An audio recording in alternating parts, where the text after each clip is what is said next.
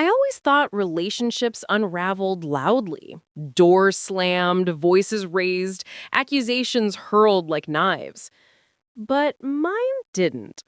Mine began to crumble in the quiet moments, in the empty spaces between words, in the silences that stretched too long to ignore. His name was Evan, and for most of our 5 years together, he made me feel like I was the center of his orbit. He used to pick me up from work just to see the look on my face when I spotted him. He used to text me good morning before the sun even rose. He used to play with my fingers while we watched TV because he said my hands made him feel anchored. But people don't change all at once. It happens gradually, like a dimmer switch being turned down one click at a time. The first click was subtle. He started going out for after-work drinks. Harmless, he said. Just team bonding, networking. His company was expanding. He needed to socialize more, get to know the newer hires. I didn't question it at first. Everyone goes out for drinks. Everyone decompresses. But when those nights turned into twice a week, then 3 times, then every Thursday, Friday, Saturday, something inside me tightened. The second click. He started showering the moment he got home. Not unusual on its own, except he'd kiss me on the forehead instead of the lips. Except he'd turn his body slightly to avoid me touching him. Except he'd leave his phone in his jacket pocket instead of tossing it on the kitchen counter like he used to. These were small things, tiny things, things a trusting partner could explain away. And I tried. God, I tried. One night I asked, "Did you have fun with your coworkers?" He answered too quickly. Yeah, same old. We went to the Copper Bar. You'd hate it." Funny thing was, he never used to assume what I'd hate. Little fragments of truth began poking through the cracks, like the time he said he was grabbing dinner with the guys, but one of the wives posted a group photo, no Evan in sight. Or the time he claimed he had a late meeting, but Uber showed him taking a ride across town right at that same hour. Or the night he came home with a faint scent on his hoodie. Not perfume exactly, but definitely feminine. When I mentioned it, he laughed. "You're paranoid, babe. Seriously, you're imagining things." And that right there. That's when denial becomes its own form of confession. I didn't have proof, not yet. Just instincts, a tightening in my chest, a voice whispering at night while I tried to sleep. But the universe has a way of ripping truth into the light, especially truth someone is desperately trying to hide. I should have known things were about to get worse. Much worse. Because betrayal doesn't stay small. It grows teeth. The first time I heard her name was accidental. Evan's phone lit up during a Sunday movie night. A simple notification banner. Call from Mara. I pretended I didn't see it. Not because I trusted him, but because confronting him in the moment wouldn't give me the truth. Only excuses. He didn't pick up. He didn't even reach for the phone. But his jaw tightened, and my stomach sank. When it buzzed again, missed call from Mara, he quietly flipped the phone over. No explanation, no casual, "Oh, it's just someone from work." Just silence. And from that moment on, the silence between us grew louder. Days later, while we were grocery shopping, his phone kept vibrating. 3 times, 5, 7. He kept glancing at it, then stuffing it deeper in his pocket. Finally, I asked, "Everything okay?" "Yeah, just group chat, work stuff."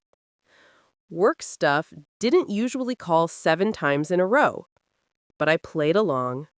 Because that's what women do when we're gathering evidence. We stop reacting and start observing. I began noticing patterns. Every time he got a text, he leaned away from me.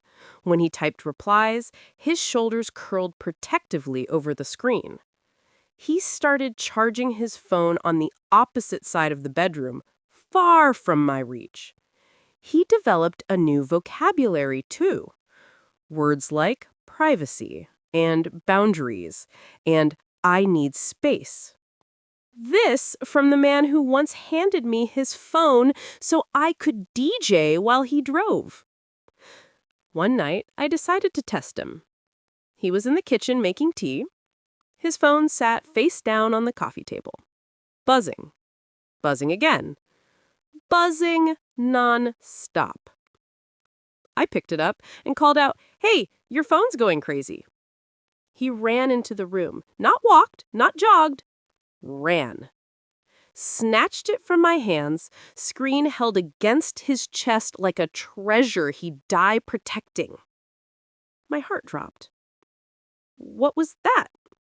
I asked quietly. He glared like I'd crossed some sacred line. "It's private." "You've never cared about privacy before." "Well, maybe I do now." "Jesus, can't I have anything that's just mine? You don't trust me at all, do you?" There it was, the classic cheater's defense. Flip the script. Make me the problem. Turn suspicion into an attack. I didn't respond. There was no point. Because someone who's faithful doesn't sprint across the room like their phone is a ticking bomb. But denial is powerful.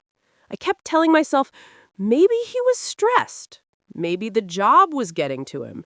Maybe this Mara person was nothing. Maybe. And then came the screenshots. The ones my friends sent me with a single message. "Hey, I think you should see this." It was a photo from Instagram stories. Evan, at a restaurant, sitting across from a woman with long auburn hair. Just the corner of her face, but clearly not a coworker dinner. Not with the way she was leaning in, not with the way he was smiling. Soft, focused, intimate. I stared at that screenshot for 10 full minutes. My throat went dry, my hands went numb. When he came home that night, smelling faintly of whiskey and mint, he kissed my forehead and said, "Missed you." I wanted to scream. I wanted to throw the phone in his face. I wanted to demand answers, the truth, anything that resembled respect. But revenge? Revenge requires patience, timing, strategy. You don't confront a liar while he's still comfortable. You wait until he sets his own trap. And Evan's trap was coming. He just didn't know it yet. The night it all snapped was a Tuesday. Not a special day, not an anniversary, not a birthday. Just an ordinary Tuesday, 2:13 a.m. The kind of time when secrets think they can roam freely in the dark. I woke up to a soft glow on the ceiling, Evan's phone lighting up. I reached for water, bleary-eyed, when the screen brightened again. One new voicemail, Mara. 47 seconds. My heart stopped. From the hallway, the refrigerator hummed. Outside, a distant car rolled by. But inside our bedroom, there was a stillness so heavy it pressed down on my chest. Evan slept beside me, mouth slightly open, breathing deep and even. How many nights had she called him while he laid next to me like this?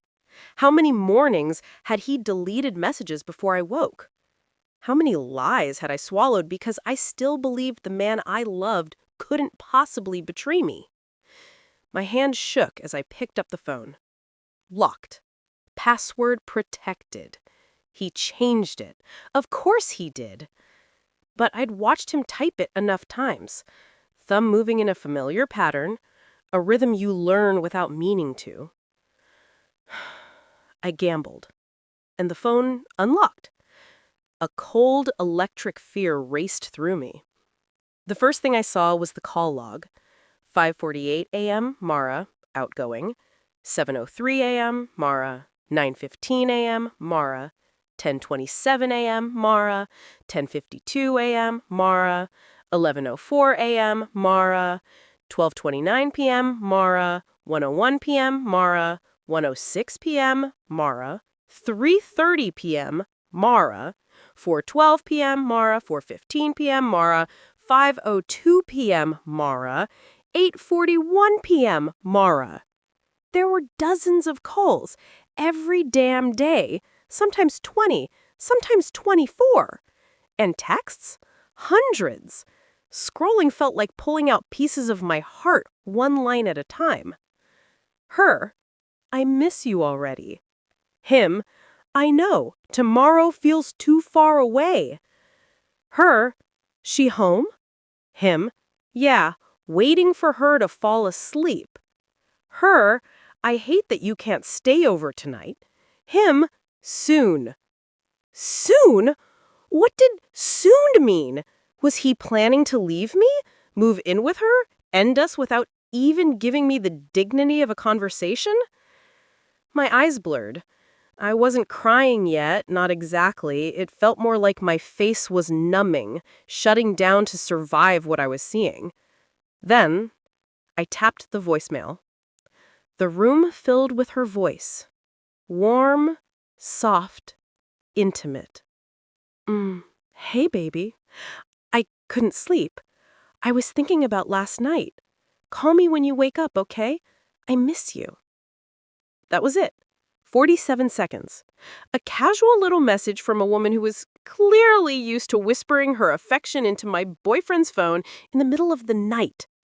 Something inside me shattered, clean, sharp, and irreversible.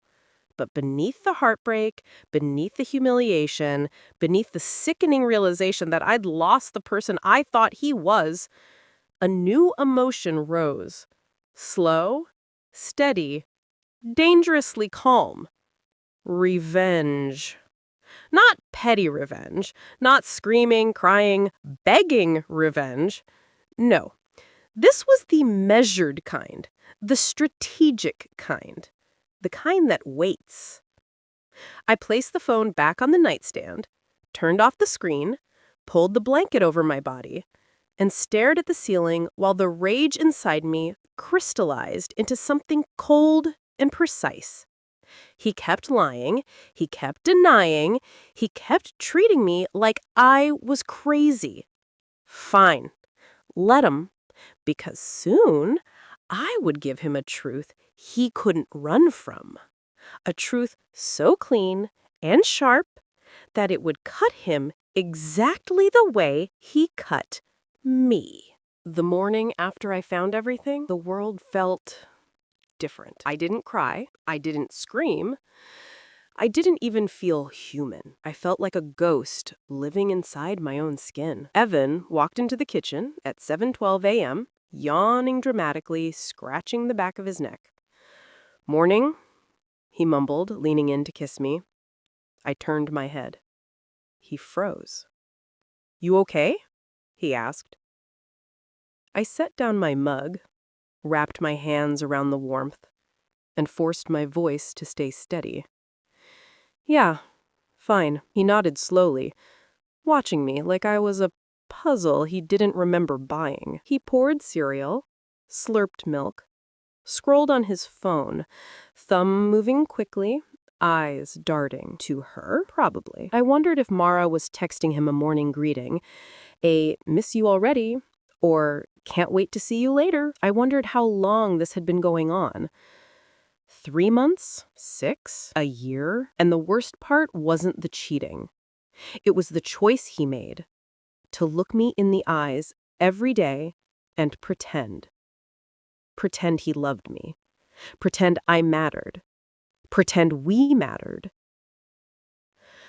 At some point, he must have realized I wasn't speaking. "You're being weird," he said, chewing slower. "Did I do something? Did something happen?" I wanted to laugh. A hysterical, bitter, broken laugh. But I just stood up, rinsed my mug, and said, "Going to work." He frowned. "You don't leave for another hour." "I'm going early." He didn't push further. He rarely did. Confrontation was never his thing unless it benefited him. I walked out without saying goodbye. In my car, the silence was suffocating. I gripped the steering wheel and finally allowed myself 1 minute, 60 seconds, to feel something. Not anger, not sadness, just truth. He didn't love me anymore, and maybe he hadn't for a long time, but he wasn't man enough to tell me. He wanted the comfort of me and the excitement of her. He wanted both, and I wasn't going to let him have both. Not anymore. That was the moment the revenge stopped being an idea and became a mission. I didn't know the details yet, but I knew one thing. Evan was going to learn exactly how it feels to lose something you didn't think you could lose. He was going to learn what pain feels like when it comes quietly, slowly, methodically, the same way he delivered it to me. And I wasn't going to rush it. Real punishment requires patience. I took a deep breath, started the car, and drove to work with a calm, steady, purposeful heartbeat. That was the day everything shifted.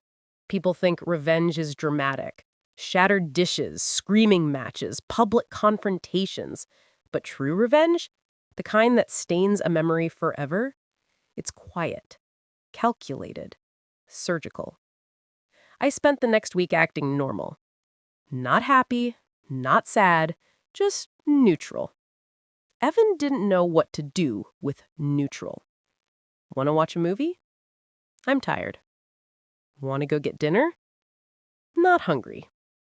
Everything okay with you? Yep. The less I reacted, the more paranoid he became. He started hovering, touching me more, offering to cook dinner, being home earlier. He was trying to reel me back in, trying to secure the safety net he thought I'd always be. But the thing about safety nets? Once they tear, they're useless. During this week, I collected everything I needed. 1. Screenshots of every message. Not just the affectionate ones, the explicit ones. The ones where he lied about me. The ones where he said he wished he were with her instead. 2. Screenshots of their call logs. Dozens a day. Thousands over months. 3. Voicemails. Her whispers, her giggles, her, "Baby, I miss you." 4. Photos. Their dinners, wine glasses, hotel lobbies. Her hand in the corner of one picture. 5. Receipts. Credit card statements, dinner reservations, Uber rides to her address. Enough evidence to drown both of them. But that wasn't the revenge. That was just the arsenal. The real revenge was bigger. The real revenge required precision. Step 1. Build the silence. I began pulling away emotionally. Not obviously, just enough for him to feel the shift. He would sit beside me, and I'd lean slightly away. He would text me from work, and I'd reply with one-word answers. He would kiss my cheek, and I'd give him a tight smile. People don't fear anger. They fear withdrawal. And Evan felt it. I saw it in his eyes. "Are you sure you're okay?" he asked one night. I nodded. "Just tired." He swallowed hard, nodding back, forcing a smile. He knew something was wrong. He just didn't know the scope. Not yet. Step 2. Let him think he's safe. One night he came home early, flowers in hand. "Thought I'd surprise you." I stared at the bouquet. Bright pink peonies, my favorite. Which was ironic because 2 weeks earlier, Mara texted him, Grab me peonies before you come over? So now he was using our money to buy my favorite flowers because his mistress told him she liked them. Thanks, I said. My voice was flat. He frowned. You don't like them? They're fine. He stood there, shoulders slumping, unsure of himself. Good. That was the plan. Let him feel me slipping. Let him panic. Let him try harder. The more he held on, the more it would hurt when I let go. Trust me, I wasn't being petty. I was preparing him for impact. Step 3. The illusion of reconciliation. A few nights later, I asked, "Want to watch a movie?" His face lit up. Yeah, definitely. We cuddled on the couch, my head on his chest, his hand in my hair. To him, it probably felt like hope. To me, it felt like touching a stranger. But I played the part. I mirrored his energy. I laughed at the right moments. I rested my hand on his stomach. I even kissed him goodnight. He fell asleep smiling.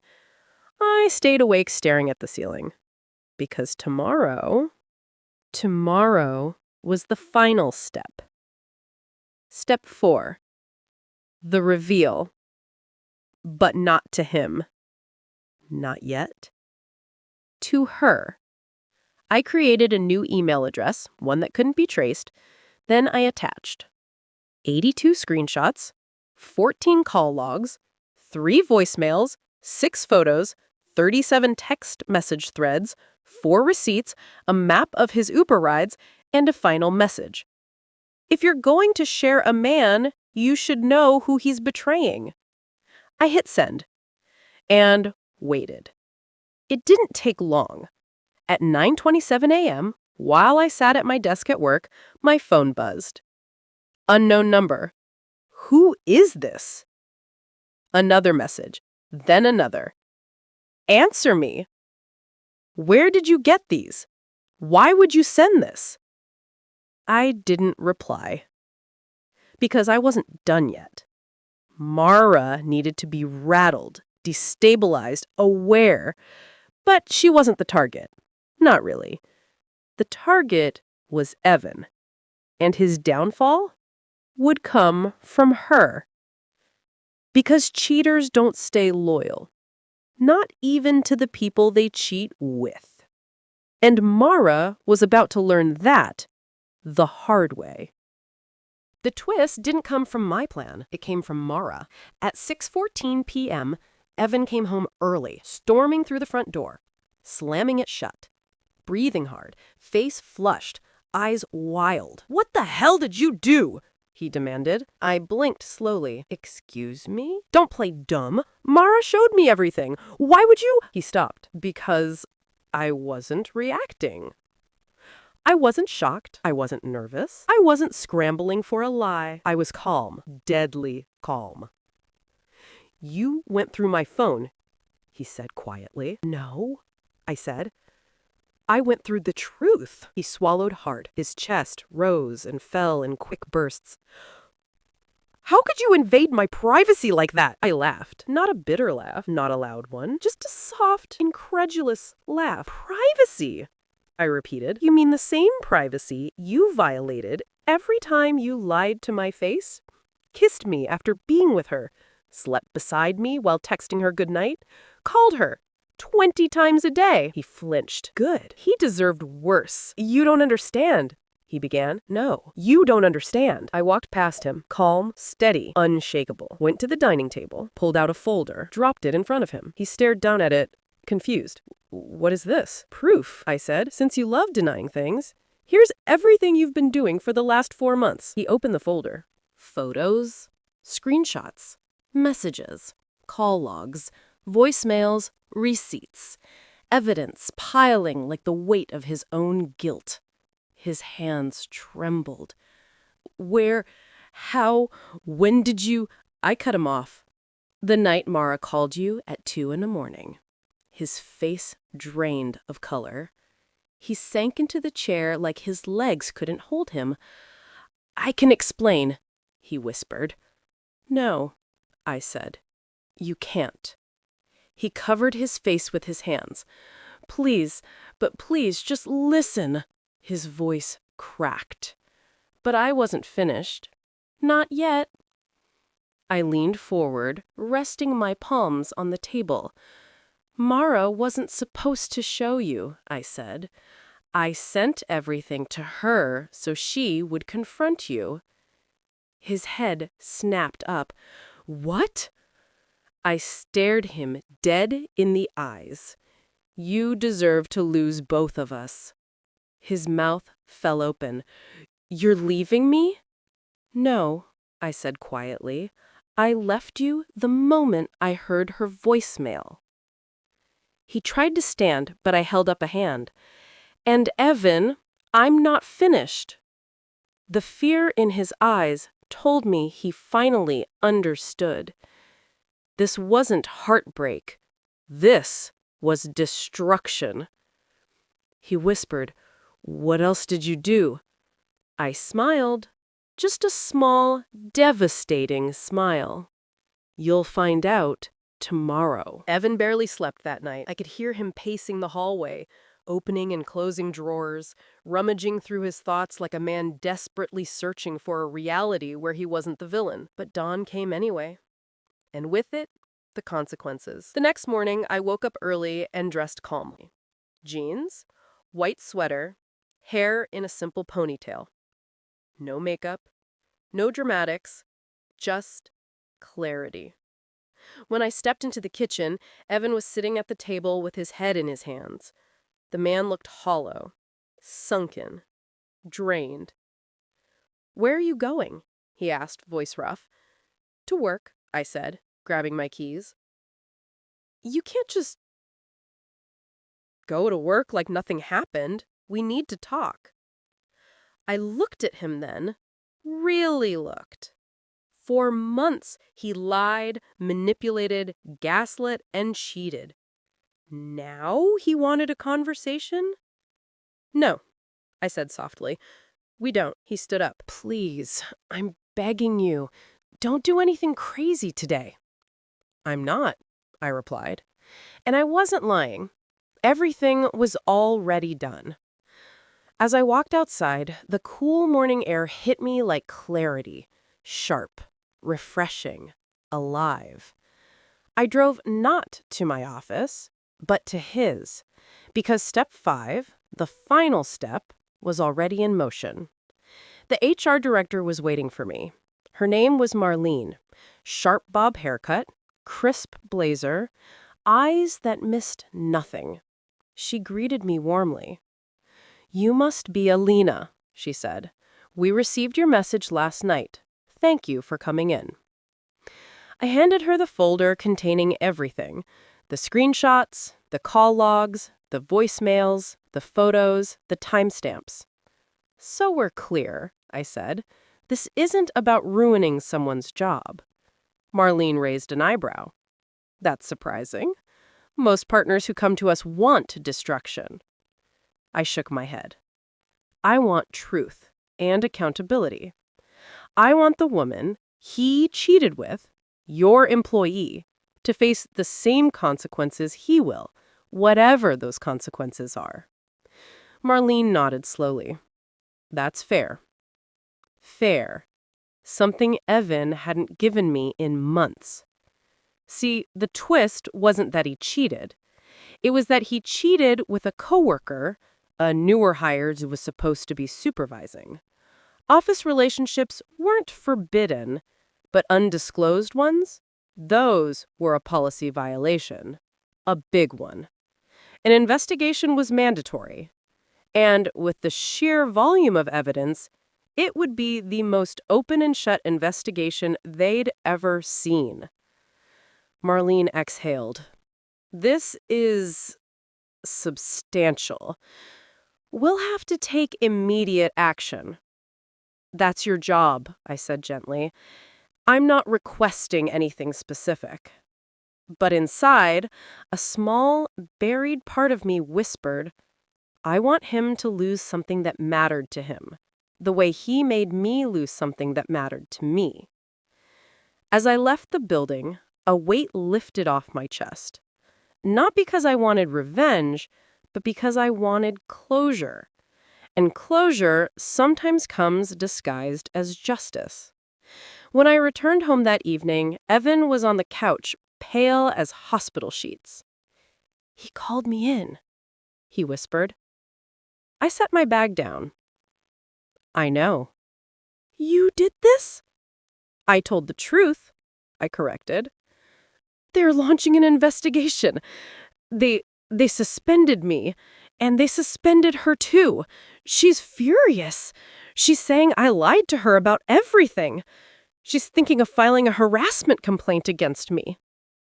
I looked at him calmly. "You did lie to her about everything." He swallowed hard. Are you leaving me?" I tilted my head. "I already left. You just didn't notice." He collapsed onto the floor like a puppet whose strings had been cut. "Please, I'm begging you. Please, don't go. I love you." "No," I said. "You loved having someone who loved you. That's very different." He crawled forward, reaching for me. I stepped back. "You made your choices. You don't get to choose the consequences." He broke, really broke. But by then, his tears weren't mine to mend. I packed my things that night. Not hurriedly, not dramatically, just peacefully. And when the door closed behind me, it didn't slam. It clicked. Soft. Final. A new beginning disguised as an ending. 6 months later, I sat at a small cafe with sunlight spilling across my table and a soft breeze brushing my face. I'd moved into a new apartment, started journaling again, gone back to hiking, found a therapist I genuinely liked, rebuilt myself piece by piece. Healing wasn't linear. Some days felt jagged, heavy, exhausting. But others felt like freedom. One morning, an email from Marlene arrived. Final outcome of internal investigation. Evan had been terminated. So had Mara. Neither appealed the decision. I didn't smile. I didn't gloat. But I did breathe a little easier. Their downfall wasn't my victory. My victory was choosing myself, after years of shrinking for someone who took my loyalty for granted. That night, I walked along the waterfront. The sky was streaked in pink and gold. People laughed nearby. A couple held hands. A child fed ducks. Life continued. And for the first time in a long time, I felt present, whole, stronger. The betrayal had broken me. The revenge had steadied me. But the healing?